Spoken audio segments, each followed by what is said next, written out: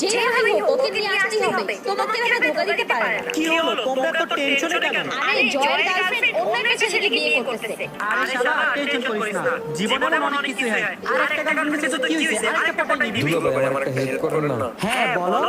এই নাও মিষ্টি আর চিঠি, ওকে একটু দিয়ে আসো না। আর হ্যাঁ, এটা কিন্তু প্রিয় মিষ্টি, তুমি একবার ওকে খাওয়াই এসো প্লিজ। আচ্ছা ঠিক আছে, আমি ওকে দিয়ে আসতেছি। আপনি কি? আমি তোমার বয়ফ্রেন্ডের দুলা ভাই।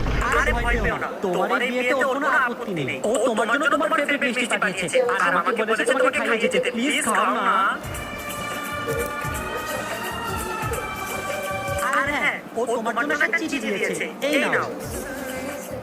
তো কেমন লেগেছে বিশাল মিষ্টি?